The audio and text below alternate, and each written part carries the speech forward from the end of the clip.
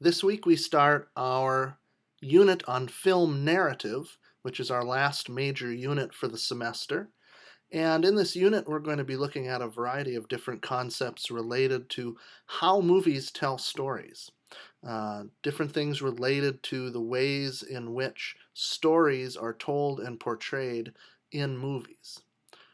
Terms like those you see here, concepts like those you see here, such as plot and story and scene and character. Now, narratives, of course, are something that exist in a context much, much wider than just movies.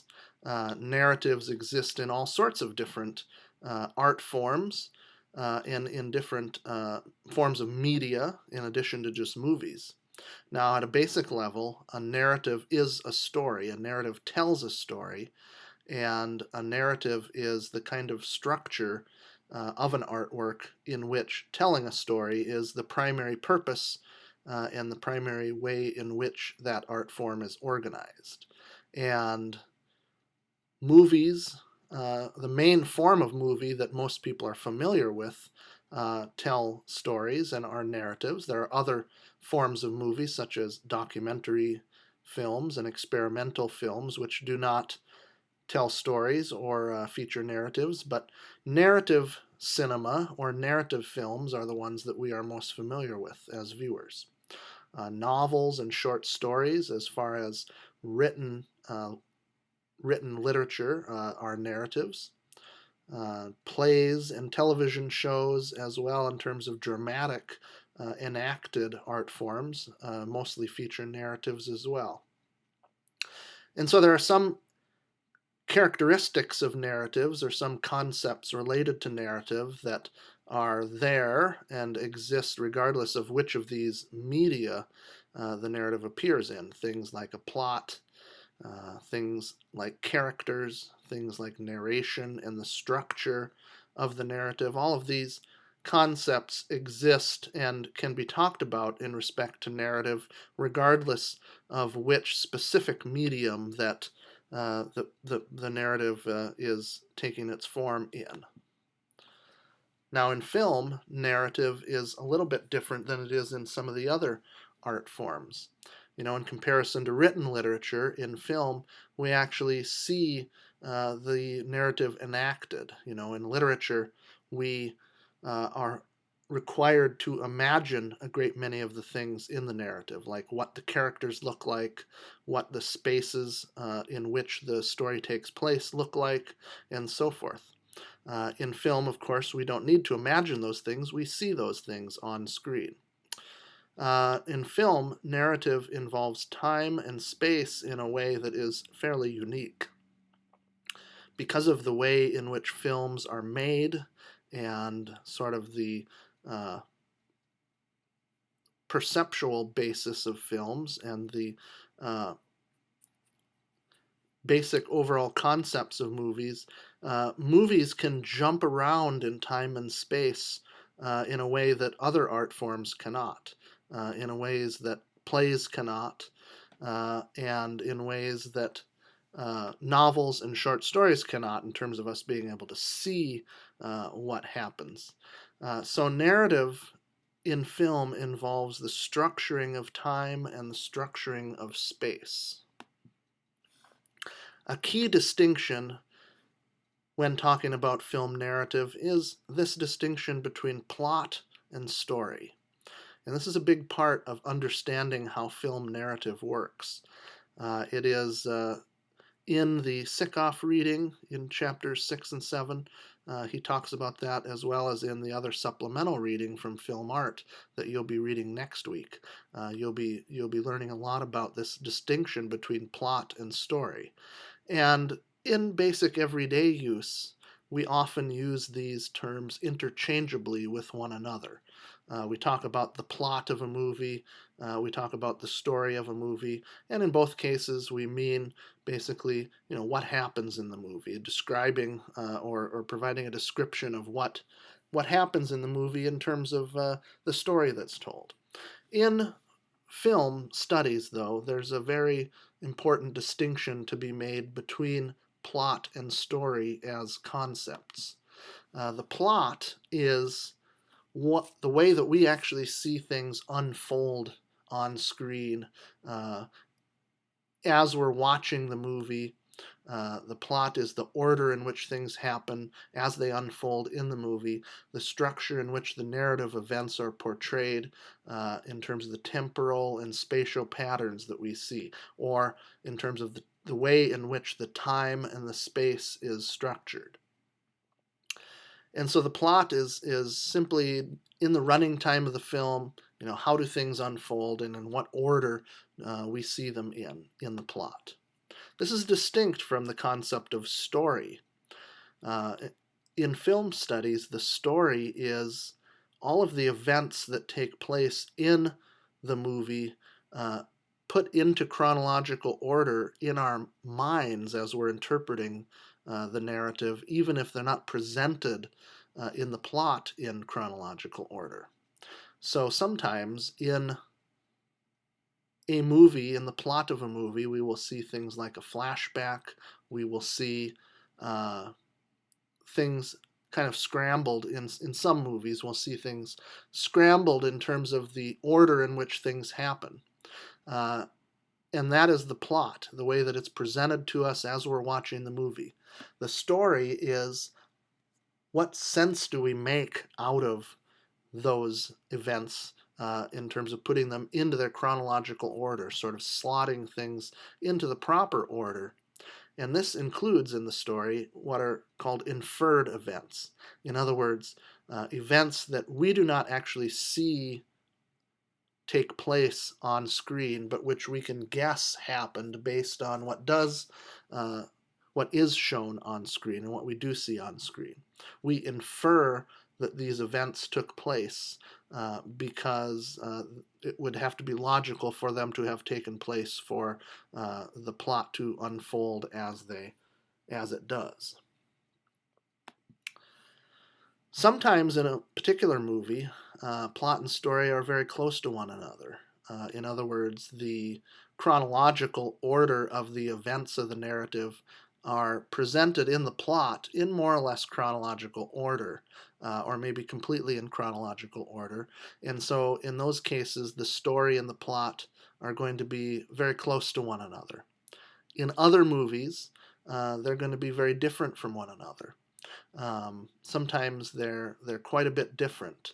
There are many flashbacks in a movie, or the narrative events of a movie are simply portrayed in such a way that they're not all chronological in order.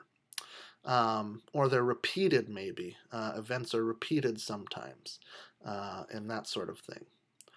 So sometimes plot and story are very close to one another, and sometimes they're very different from one another in terms of charting them. There are several different kinds of plots or types of plots that are standard forms that have appeared again and again that we can give labels to in terms of understanding the different sorts of plots that are used in movies. One of these is called the linear chronology. Linear chronology. This is simply a movie that has a plot which presents the events of the story in more or less linear chronological order. This is the type of plot where the plot and the story more or less line up with one another. The story of the film is more or less the same as the plot, because the plot presents the information in a linear chronological fashion. Then there's the retrospective plot. The retrospective plot. This is one that is pretty common in movies as well. You've most likely seen this many times. And a retrospective plot is one where the movie begins in a certain time period and then goes for most of the movie into a flashback that takes place in an earlier time period. And then sometimes at intervals throughout the movie, from time to time, but especially at the end of the movie, it goes back to what the original time period was at the very beginning of the movie. And so in movies with a retrospective plot, most of the actual narrative of the movie is shown as a flashback of some sort, with sort of a framing device where the very beginning of the movie and the very end of the movie are showing maybe the people who are remembering what happens in the main part of the story that forms the flashback, or that sort of a thing. Some movies have a deadline structure. Now, this is something that could happen in a movie that has a linear chronology. It could happen in one that has a retrospective plot, but it's a type of plot in which there's some sort of a deadline that characters are needing to meet for one reason or another, that sort of gives the story some propulsion in terms of moving forward, something that we as viewers are anticipating the characters needing to fulfill, or a deadline that we are anticipating that they are going to have to meet in one way or another. Run Lola Run, you'll remember, has a deadline structure. Monty, Lola's boyfriend, has lost this money and has to meet his boss at a particular time at 12 noon, I think. And if he doesn't have the money, he's going to get in a lot of trouble. And so that creates this deadline structure for that movie. Some movies have what are called multiple narrations. These are movies, and you may have seen some of these in the past. These are movies where there isn't just a single main character. There are a number of different characters whose stories that we see unfold in the plot of the movie. There's an ensemble cast that has several different characters that we are following over the course of the movie's plot. This has become more and more common over the years, in recent years especially. There have been a number of movies that have got these ensemble sorts of casts that we see multiple stories being told that unfold in the plot of the movie. Another important distinction when it comes to structuring a film narrative or dividing up a film into its narrative parts is the distinction between scene and sequence. A scene and a sequence are different ways of dividing up the narrative content of a movie. And what determines what counts as a scene and what counts as a sequence is going to be governed by the way in which the time and space is represented in the movie, and where changes in the time and space are shown, or where changes take place that create a change to a new scene or a new sequence within the film narrative. A scene, and this is the same sense of scene that you have in live drama, in stage plays. A scene is a unified set of action dramatically that takes place in the same space in continuous time. So there's no breaks in terms of the time, unfolds, more or less from the beginning to end in the particular, time period in which the action is taking place, and unfolds in the same space, generally speaking. Which might be a particular room, might be a slightly larger locale like a city or something, but it's unified in terms of dramatic action, and takes place in the same space in a continuous time representation. And so we know that a new scene has started when we can tell that the action is now in a different space than it had been in, or a new scene has started when we are able to tell through one fashion or another that some time has elapsed, that some time has been cut out, and that the action that we're now watching is taking place at a time that is either later or earlier than what had been taking place. And so that is the way that we distinguish what qualifies as a scene, and where scenes change from one scene to the next scene is these breaks in the space, or in the time, or in the action that is taking place. A sequence is a chunk of narrative in a movie that is usually a little bit longer than a scene. It maintains some of the unities while having at least one of the unities discontinuity of some sort. So this means that there could be, say, 3 scenes in a row that take place in the same space, but there are discontinuities in the time. You know, 3 scenes maybe that take place over the course of a day in the same space, like one scene in the morning, one scene a little bit later in the day, and then one scene in the evening, all taking place in the same space, but there's been a discontinuity in time. And so we would say that those 3 scenes form a sequence because they take place in the same space, but there's different times that they take place in. Another really key concept, very central to film narrative and all narratives, is the idea of character. Now, usually in terms of films, it is the characters that attract us to and keep us interested in movies. Characters in movies, of course, are played by actors, and oftentimes our interest in seeing a movie is based on the fact that a particular actor is appearing in it and playing some character within that film's narrative. You know, many people will see a film just because an actor that they like is playing a role in that movie.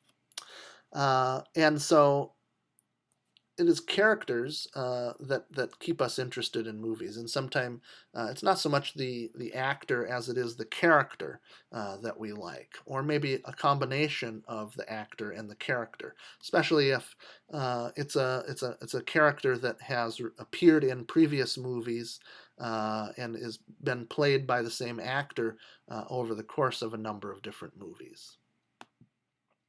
There are a number of different sort of types of characters or gradations of characters. You know, most movies have a main character or a central character.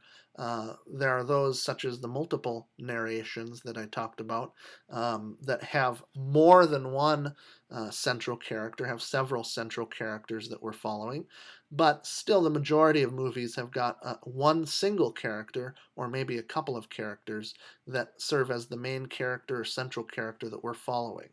And often it is that central character is played by a star of some kind.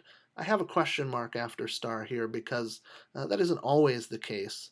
But when we have big movie stars that are appearing in a movie, most often they play the main character of the movie. Then, of course, there are supporting characters, different kinds of characters that have some relationship to the main character, either because they are people or characters that are helping the main character in some fashion, or maybe they're supporting characters that are opposing the main character in some way. Then there are functional or bit roles or characters. A character that might appear in just a single scene, for instance. They appear in a single scene for some function that takes place in that scene, but then that's the only scene in the entire movie that we see that character. And they may have a few lines of dialogue that the character speaks, but not all that many. Then, of course, there are a lot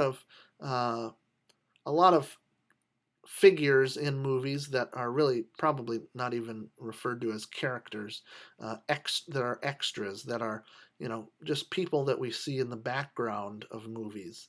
You know, people and other patrons in a restaurant or a store, or crowds walking by on the street, and so forth. One of the things that marks the central character in a movie is that they usually have desires that they are trying to achieve, or desires that they are trying to fulfill. Often these are referred to as goals, and we talk about characters trying to achieve goals of one kind or another in a movie. And usually it is the pursuit of these goals or desires by the central characters that form the the plot and the story of the movie. We follow these central characters and watch them as they go through a variety of different actions and encounter other characters and so forth in trying to achieve what their goals are. In The Wizard of Oz, for instance, Dorothy has the goal of getting back home to Kansas. And everything that happens in that movie is oriented towards her achieving that goal. She has helper characters, supporting characters, such as the Scarecrow, the Tin Man, the Cowardly Lion, who are there to help her achieve her goal or help her to uh, meet her desire of getting home. And then there are other characters that try and prevent her from meeting her goal. Uh, and this is the case with most movies. There's some sort of a conflict that the central characters run into in terms of achieving their desires or meeting their goals. And to use The Wizard of Oz again as an example, there are the one main character, the Wicked Witch of the West, that is trying to prevent Dorothy from reaching her home or getting home and achieving her goal. And so it is this uh, structure or this dynamic of a central character having some sort of a desire or a goal that they're trying to reach, and then encountering conflict on the part of other characters who are trying to prevent them from achieving their goals, that forms the main spine around which a great many film narratives are structured. Some of the terms that are used for these different sorts of characters are central characters are often referred to as the protagonist of a narrative. And these labels apply to narratives in general, not just narratives in movies. But a central character who is trying to achieve a goal or fulfill a desire of some kind is referred to as a protagonist. And a character who is their main opposition, sometimes in the form of a villain in a movie that's trying to prevent the protagonist from reaching their goal, is referred to as an antagonist. And then some of these characters that are supporting types of characters are referred to as helper characters.